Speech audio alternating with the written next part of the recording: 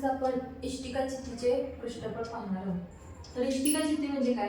तर अशा आकाराची जी पेटी असते त्याला काय म्हणायचं? इष्टिका चित्ती।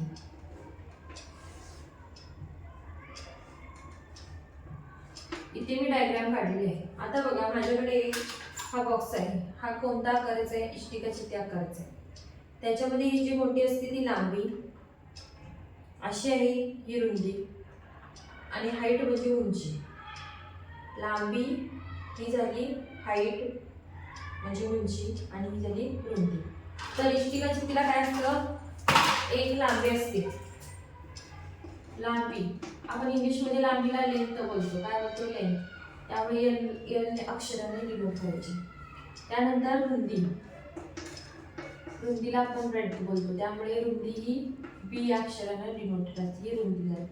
आणि उंची, उंची म्हणजे उंचीला आपण हाईट बोलतो। त्यामुळे ती एच या अक्षराने डिनोटेड करतो।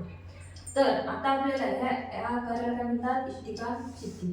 तर आपल्या घरामध्ये पण विविध अशा इष्टिका चित्ती आकाराच्या वस्तू असतात, जसे की तिजोरी, आपली जी तिजोरी आहे, किंवा कंपास पेटी, कपड्यांची पेटी, अशा विविध वस्तू मला दिसतील की त्या इष्टिका चित्ती आकाराच्या असतात। तर इष्टिका चित्ती म्हणजे समजलं मला? इष्टिका चित्ती तिला एक असते लांबी, एक असते रुंदी आणि एक असते उंची। आज आपल्याला काय बघायचं आहे? इष्टिका चित्तीचं आज आपल्याला काय बघायचं आहे?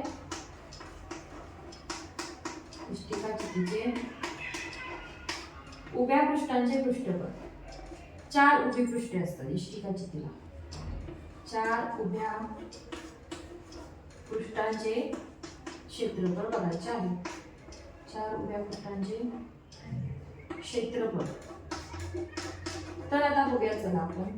त्याचा फॉर्म्युला आहे, तो नियम आहे, सगळीकडे तो सारखा असतो। 2 कंसात लांबी अधिक रुंदी गुणिले उंची। हा आहे इष्टिका चित्तीच्या उभ्या पृष्ठांच्या क्षेत्रफळाचा फॉर्म्युला। आता 2 कंसात, आता ह्यावरून आता तुम्हाला एक उदाहरण सांगते, त्यावरून आपल्याला सोडवायचं। ही आहे इष्टिका चित्ती, तिची लांबी एल आहे 30, रुंदी आहे 20 म्हणजे बी आहे 20 आणि हाईट म्हणजे काय? उंची, ती आहे 10। असं जर का उदाहरण असेल, लांबी 30 सेमी, सगळं सेमी मध्ये आहे, हा एकक त्यांची सेमी मध्ये, रुंदी सेमी मध्ये आहे, उंची सुद्धा सेमी मध्ये आहे। असं जर का तुम्हाला उदाहरण आलं तर इष्टिका चित्तीचे क्षेत्रफळ कसे काढायचे बघा। 2 कंसात लांबी किती आहे? 30, याच्या ठिकाणी 30 ठेवा। बी ब्रेड्थ म्हणजे रुंदी, ती किती आहे? 20, 30 अधिक 20 गुणिले हाईट किती आहे? हाईट 10 अशी असेल तर काय येतं बघा। आता हे सोडवताना पहिल्या कंसामध्ये कोण आहे ते पहिला आधी क्रिया करून घेतो आपण।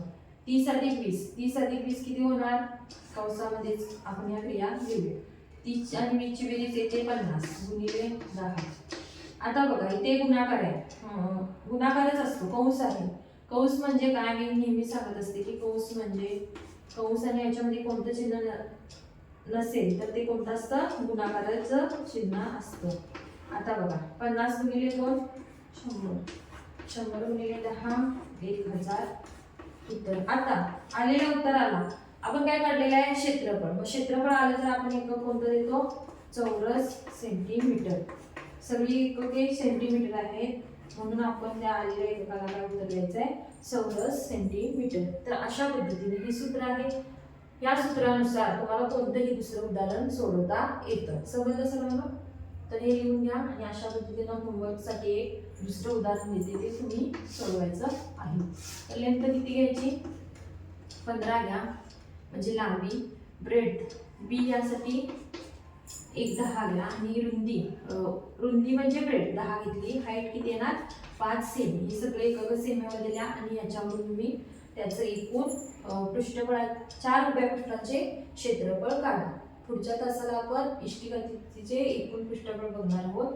आता आपण काय बघितलं? फक्त 4 पृष्ठांचे क्षेत्रफळ बघितलेलं आहे। होमवर्क साठी हे उदाहरण घ्या आणि तुम्ही सोडवा।